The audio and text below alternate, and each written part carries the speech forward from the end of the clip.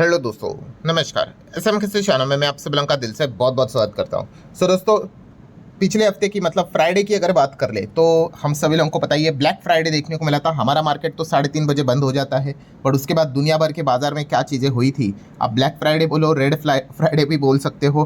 ठीक है, हालत काफ़ी ख़राब हुई थी। अमेरिकन मार्केट की बात करें तो 700 पॉइंट गिरा था। नैस्डैक की अगर बात कर ले तो 4.25% टूटा था, लगभग 1100 पॉइंट के आसपास की गिरावट। एंड देखा गया तो इसके पीछे का जो मेजर कारण था वो था एआई से रिलेटेड ही। जैसे कि ब्रॉडकॉम की अगर बात कर ले, उनके नंबर खराब आए थे, उसी से ही वो चीज़ें स्टार्ट हुई। फिर अमेरिका का नॉन फार्म पेरोल का डेटा निकल कर आया, उसने तो पूरा आग में मतलब घी पेट्रोल जो कुछ डालना है यहाँ पे, उसके बाद ही सारी चीज़ें स्टार्ट हुई। और काफ़ी लोग कमेंट सेक्शन में पूछ भी रहे हैं कि सर ये भी कहा जा रहा है कि बहुत सारे बड़े बड़े आईपीओ आने वाले हैं, स्पेसएक्स, एंथ्रोपिक, ओपन एआई। तो ठीक है, ये भी एक कारण आप ज़रूर वैलिड पकड़ सकते हो, बट जो मेजर जो पॉइंट है वो तो वही से था भाई, ब्रॉडकॉम एंड उसके बाद यूएस का नॉन फार्म पेरोल का डेटा। क्योंकि जब वो डेटा आया उसके बाद सभी जगह पे लाल कैंडलस्टिक एक साथ हमें देखने को मिली थी। उसके ऊपर भी मैंने ऑलरेडी वीडियो बनाए थे। सो इस चीज़ के चलते हुआ क्या था दोस्तों कि यस, आज के दिन भी काफ़ी सारी चीज़ें फोकस में थी। ठीक है, अब एआई की अगर बात करते हैं तो हमारे इधर भी इंडिया में भी एआई से रिलेटेड कुछ कंपनियां काम करती है, डायरेक्टली ना सही इनडायरेक्टली काम करती है, तो उनके ऊपर ध्यान था ही था। एंड उसी के साथ साथ एक पर्टिकुलर कंट्री, उसके ऊपर भी फोकस था। और वो कंट्री कौन सी थी?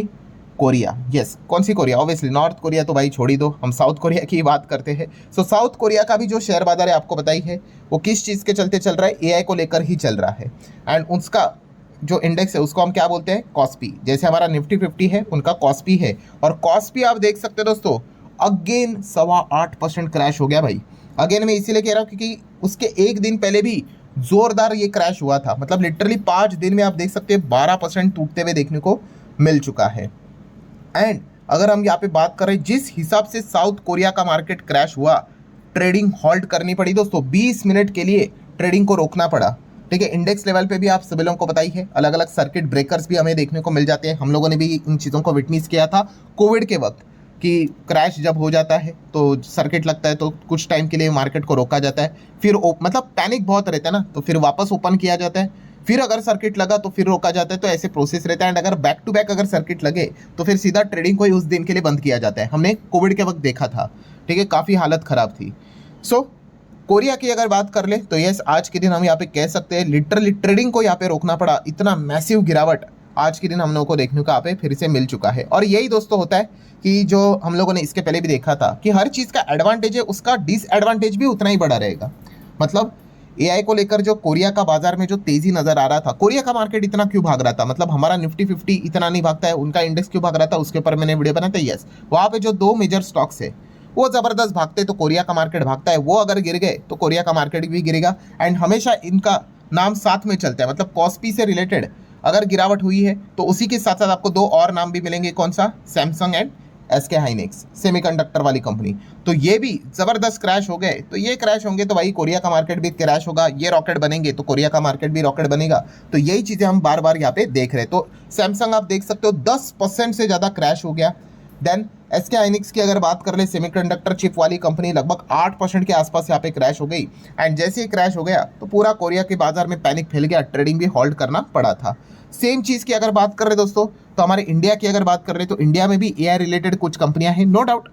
अगर हम यहाँ पे इकोसिस्टम की बात कर ले तो हम सभी लोगों को पता ही है कि इंडिया में कोर एआई रिलेटेड आपको कंपनी नहीं मिलेगी, बट ऐसे बहुत सारी चीज़ें हैं जो कि एआई के इकोसिस्टम में आ जाते हैं। लाइक हम कह सकते हैं ऑप्टिकल फाइबर भी आपको देखने को मिल जाते हैं।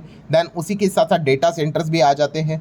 बहुत सारी चीज़ें रहती है। ठीक है, लिस्ट निकाली जाए तो और भी बहुत सारे आपको सैकड़ों चीज़ें मिल जाएगी। तो इससे रिलेटेड या फिर हम कह सकते हैं कि कुछ कंपनियां ऐसी है जो कि विदेश में जो कोर एआई वाली कंपनियां, उनके साथ उन्होंने टाइप करके रखा हुआ है।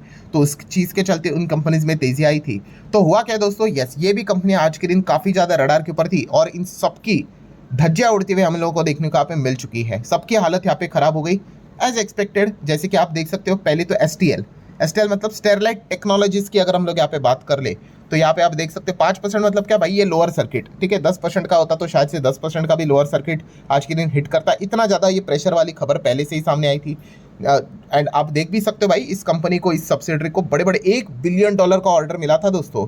ठीक है, एआई रिलेटेड ही, डेटा सेंटर से रिलेटेड ये काम कंपनी हमें करते हुए देखने को मिल रहा था। देन एचएफसीएल की बात कर ले तो यहाँ पे भी लोअर सर्किट हिट हो गया।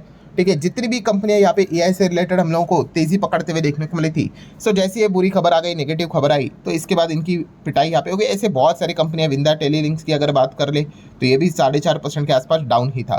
देन डेटा सेंटर में जो सबसे बड़े नाम है सीजी पावर की बात कर ले, ठीक है, तो नो डाउट ये सिर्फ डेटा सेंटर में काम नहीं करते, यहाँ पे तो उन्होंने शुरुआत की है, बट फिर भी बहाना तो मिल जाता है भाई गिरावट के लिए। तो 3.5% ज़्यादा, 3.25 के आसपास ये गिरते हुए देखने को मिला।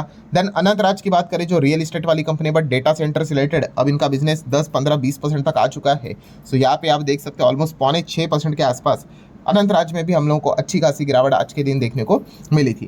एंड देन जैसे अभी मैंने आपको बताया था कि कुछ कंपनियां जो बहुत ज़्यादा पॉपुलर हुई थी बिकॉज उन्होंने एनवीडिया के साथ टाइप किया था डायरेक्टली इनडायरेक्टली, जैसे कि E2E नेटवर्क्स की बात कर ले, नेटवर्क टेक्नोलॉजीज की बात कर ले, तो इनकी भी हालत खराब यहाँ पे होनी थी। वो इम्पैक्ट आ ही जाता है, एनवीडिया इतना गिरा तो ये भी पिटेंगे ही। तो आप देख सकते हैं यहाँ पे भी लोअर सर्किट लग गया।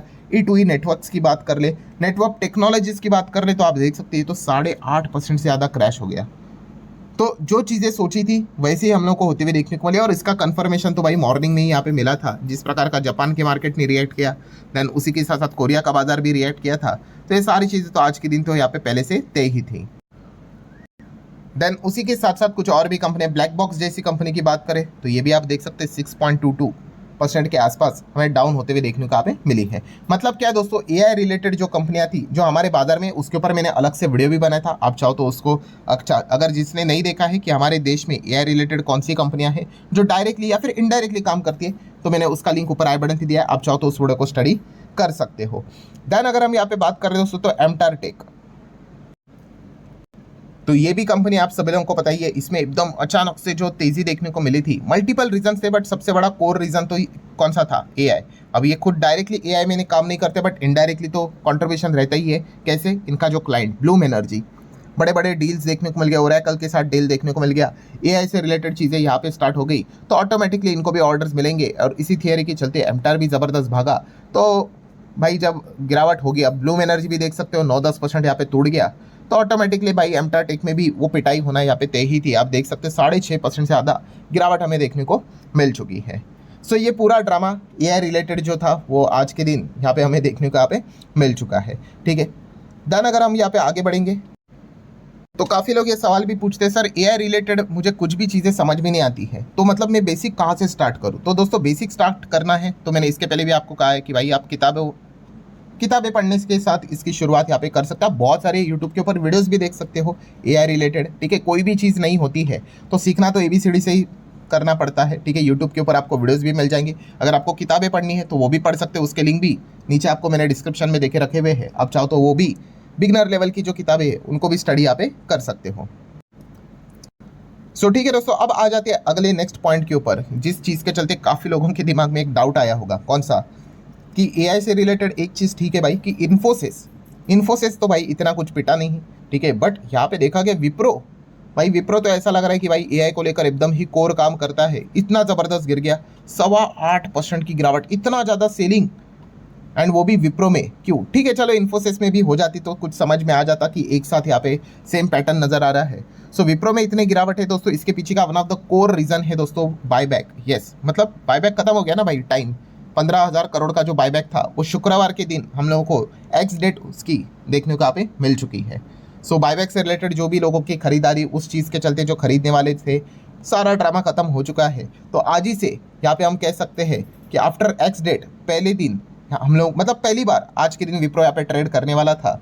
ठीक है, एंड इसी चीज़ के चलते यहाँ पे हमें ज़बरदस्त गिरावट देखने को मिली है। काफ़ी सारे लोग यूजुअली ऐसे कॉर्पोरेट एक्शंस के चलते शेयर्स को खरीदते भी हैं, जैसे इवेंट खत्म हो जाता है उसके बाद काफ़ी बार वो सेलिंग भी कर लेते हैं, एंड वही चीज़ आज के दिन हम लोगों को विप्रो के शेयर में भी क्लियर कट होते हुए देखने को मिली है। देन दोस्तों हम यहाँ पे बात करेंगे पीडब्ल्यू मतलब फिजिक्स वाला। खराब माहौल में पीडब्ल्यू जैसी कंपनी आप देख सकते हो 3.25% भागते हुए देखने को यहाँ पे मिली है, और इसके पीछे आप 3 पॉइंट तो जरूर कंसिडर कर सकते हो। ठीक है, पहला वाला पॉइंट तो ओल्ड हो चुका है, जिसके ऊपर मैंने वीडियो भी बनाया था कि पीडब्ल्यू ने पहले डिसीजन लिया था कि वो क्या करने वाले हैं, एक सब्सिडरी बना के लगभग 120 करोड़ उसमें इन्वेस्ट करेंगे और अपने ही बच्चों को फाइनेंस करवाएंगे। इस चीज़ को लेकर काफ़ी लोगों ने विरोध किया था, और जैसे विरोध किया तो पीडब्ल्यू ने भी अपना जो प्लान था उसको ड्रॉप किया। प्लान मतलब ये नहीं ड्रॉप किया कि हम फाइनेंसिंग नहीं देंगे, बच्चों को देंगे फाइनेंसिंग, बट खुद से इस स्पेस में नहीं जाएंगे एनबीएफसी वाले सेक्टर में, ठीक है। बाकी जो एनबीएफसी है उनके साथ टाइप करेंगे, और जैसी खबर आई थी हमने देखा था कि पीडब्ल्यू ज़बरदस्त भागा था, स्टेक होल्डर जितने भी थे उनके डिसीजन का रिस्पेक्ट किया गया था, तो ये तो एक बेनिफिट था। सेकंड अगर बात कर ले तो कल के दिन भी मैंने एक वीडियो बनाया था, आप सभी लोगों को पता ही है, कौन सा, वो कॉकरोच जनता पार्टी वाला।